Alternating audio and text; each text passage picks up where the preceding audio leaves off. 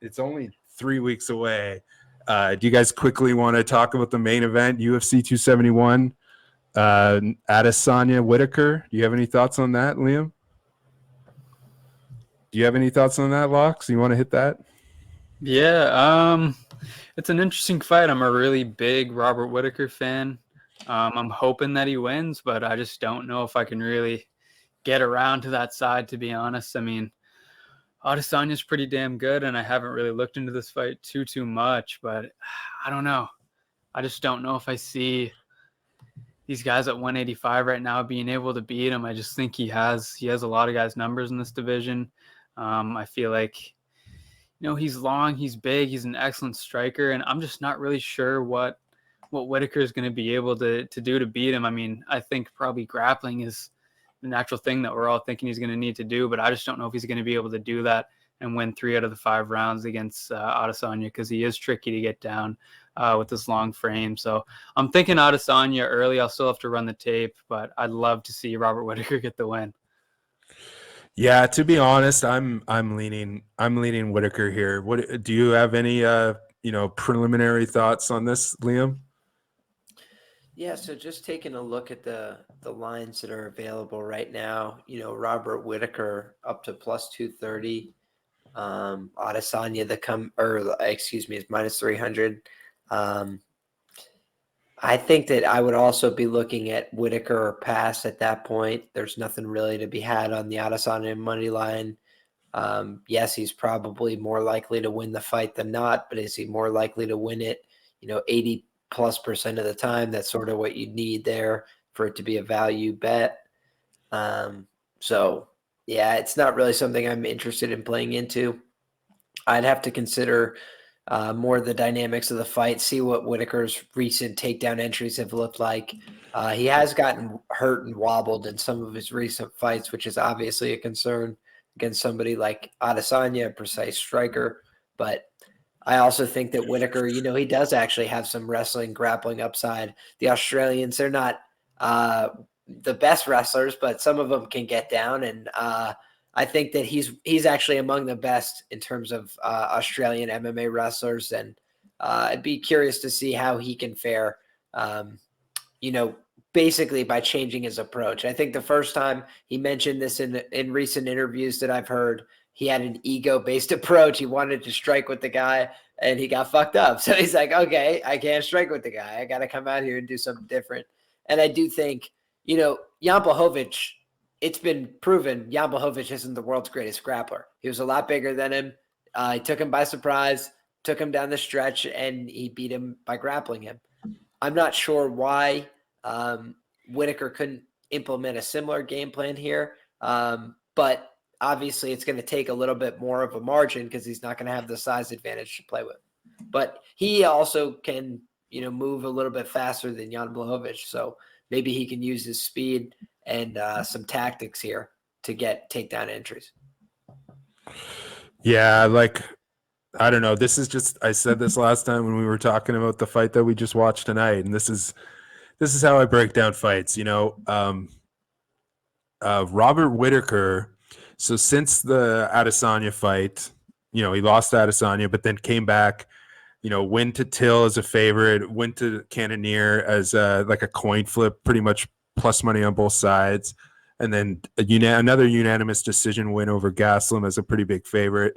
The thing that really impresses me about Robert Whitaker, you look at his career, okay, 8-1 in his last 9 fights, the only loss being to Adesanya, but across 9 fights, you're going back to 2016. Rafael Nadal, who's not even in the UFC anymore. He's really spanned out. I believe he's a little bit like 8 months or something older than Adesanya. They're about the same age. I feel like Whitaker is. I just think that he's not as. I don't know. I just don't sleep on Whitaker. I think that he's not as battle worn as people think he was, as he is. Yes, he had those 2 wars with Yoel Romero, but I mean that was 2017 and 2018. not, he's only fought 4 times since those wars with Romero. It comes down to this with me. Robert Whittaker, 8-1 in his last 9, 6 of those 8 wins by decision. Adesanya, I believe he's 10-1 in his 11 fights, 6 of those 11 wins by decision. This fight is going to go the distance, I'm pretty sure. That's my call here. I think that this is going to be similar to Adesanya Vettori 2 or Adesanya Vettori 1. I think it's just going to be a slugfest. And if that's the case, if you're giving me plus 220 on Whittaker, like you said, Liam, I don't know necessarily that he's going to win the fight, but he's going to win the fight more times than the odds are indicating. So I'm going to take Whittaker. I'm saying that right now. My money is going to be on Whittaker in this fight because since I bet on Adesanya to win by decision against Yoel Romero, and since then I have not got a fight. I've now got a bet right in a Israel Adesanya fight. So I'm coming out for revenge, and I think Robert Whittaker. I think the value's on Whittaker. I'm not going to say I think he wins, but I think the value's on Whittaker, and I will say I think this fight goes to decision because Whittaker's gone over the betting total in 7 of his last 9.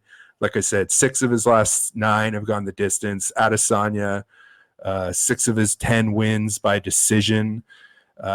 He's gone the distance in 7. Even the fight that he lost by decision. I think this one's going to go the distance, and I think that there's some value on that look. Any thoughts? Any thoughts on that, Locks? Yeah, I agree with you. I think it's going to go to a decision as well. I think it's going to be closely contested. I think I just see Adesanya probably edging 3 or 4 of the rounds, but that's not a price that I'd be looking to play him at. I might look at Adesanya by decision if that looks good. And just the overs as well. I agree with you. I think that's probably my most confident read early is that it is going to go to the decision rather than which side is going to have their hand raised at the end of the fight. Yeah, I'm pretty confident. I'm pretty confident this is going to be a 5-round. Just this is the thing. One of the best videos I've ever seen of anybody break down a fight was Robert Whittaker. Dan Hardy when he broke down Robert Whittaker versus Darren Till when Whittaker was coming back from the loss to Adesanya, and just the way that he explained, Whittaker, it was very uncharacteristic in the way that he fought that fight and just rushed in with his head down. That's just so uncharacteristic. We've almost, besides Paulo Costa, who pretty much does the exact same thing, we haven't really seen somebody we haven't seen Adesanya do that to somebody because that's the one thing you don't do. He uses your forward pressure against you. It's the one thing you don't do, and he did it based on what he said, his ego, and just he was so pent up in front of his home crowd. I think it's going to be different. I think this fight's going to be different. He's going to have a way better mentality. Go back and watch Till Whittaker. Like, that fight was awesome, and Whittaker was fighting Till, who has that similar, very feinty style that Adesanya has. And I think that the loss to Adesanya changed Whittaker, and I think that we're going to see a much better fighter. So I'm going with Whittaker. And with that said, I think, UFC 271 is exponentially a better card than UFC 270. Tai Tuivasa versus Derek Lewis. Just absolute banger. And then Alex Perez versus Matt Schnell. I'm pretty sure that fight has been booked for 8 months and hasn't happened. It hasn't happened. So hopefully that happens at some point. Bobby Green, Nasrat Haqparast. That's unreal. Casey O'Neill, Roxanne Modafferi. Before we go, do you guys have any look-ahead thoughts for UFC 271? Liam? That's a card I haven't really gotten a tape very much yet. Looking, just skimming through the card, it looks like there's some fun matchups. Alexander Hernandez as an underdog looks a little bit interesting against Renato Moicano. Got to look into the grappling angle a little bit more there because I know he's been submitted in the past, but he's got power on the feet. Moicano normally leaves his head on a platter and gets knocked out. So that seems like something I might be interested in betting into, but I'll take a closer look. When Moicano looks good, he looks so good that you look like an asshole for fading him. But when he looks bad, he looks so bad and gets roasted. Yeah. Well, and I see also Carlos Olberg versus Fabio Cherant. That has people are going to think that fight's going to be end in the first round and it's going to go the distance. That's my read on that. And then kind of the same Brunson and Cannonier. I think that fight is booked. It's Best Fight Odds has it listed. Yeah. Okay. Well, man, this is a great card compared to this card. Locks, do you have any thoughts on this card? Yeah, I was actually going to bring up that fight. I mean, that's between a guy who I predict his fights right a lot in Jared Cannonier and a guy who I pretty much never do in Derek Brunson. So we'll see which side comes out on top for me. But yeah, I was having a look at that fight. So it like you said, I think it is a better card than on paper than the one that we saw tonight, and really looking forward to it. Just hoping that it stays together, man. That's the key. Well, I gotta say, I did not see that Derek Brunson was on the card. I take it all back. I have thoughts that Derek Brunson, Blonde Brunson is coming. I haven't even looked into the matchup yet specifically, but every time he fights, I get fired up and I cash the Derek Brunson by sub plus 2,900 versus Darren Till. So you know that I'm looking there with binoculars for that prop market when they drop it on my man DB. See if they're going to respect him. I bet it at plus 1,400 against Kevin Holland. He put him in a submission for 2.5 minutes and they doubled the price the next time out. Okay. God bless you guys. Thank you. That's definitely a title eliminator, right? Like whoever wins that is definitely fighting whoever wins in Adesanya Whitaker. Yeah, I think 100% kind of alluded to that. It's got to be Derek Brunson if he wins fucking 12 fights in a row and they don't give him this fucking title shot. I know he lost 1 or 2 in there, but it's a rematch either way. He lost to Whitaker and he lost to Adesanya in very similar fashion, but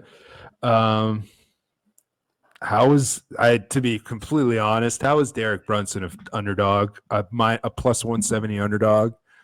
I know that Mac, don't tell them. Yeah. The line's gonna fucking move. Well, it happened with Cara France last time. I'm like, yeah, he's right about that. And then I go to be honest, yeah, you're right. To be honest, I mean, we don't get too many viewers. By the time that we do this, by the time that when I cut this video, it's like 2 weeks ahead of time. So we kind of, I don't get enough viewers where we're going to move the line. Maybe someday. But that's the beauty of this is I'll cut the video. And when people come and actually watch this, it'll be like 10 days from now. So we can I think Brunson wins. I don't even need to break it down. I think plus 175. More times than not, I think Brunson wins. And the value is just clearly there. Cannonier looked good in his last fight, but he looked beatable. He looked like there were some things that you could do against him, a couple of adjustments that were just not made that I think that if they were made, and Brunson is a different fighter, Blonde Brunson he's a different fighter. So I think, Brunson plus money is 100%. And then, there's probably going to be a whole bunch of fights that, there's probably going to be, who knows? I'm not even going to I was doomscaping last week and we only had a couple of fights drop off. So I'm not going to do the doomscaping. Who knows? And it's Super Bowl weekend that weekend. We haven't really ever, can't remember the last time they've had a UFC pay-per-view on Super Bowl weekend. So that's pretty awesome. But the handle, that's another thing too. The handle, because that it's on Super Bowl weekend, will be huge. Because people will be tying bets. Yeah, that's a thing too. People will be tying bets from the Super Bowl to the UFC. So there'll be a big handle, meaning there'll be a lot of dumb money. So Derek Brunson. All right. So honestly. Yes, every time you say it, whisper it. So people don't get there too fast. That's all. All right. So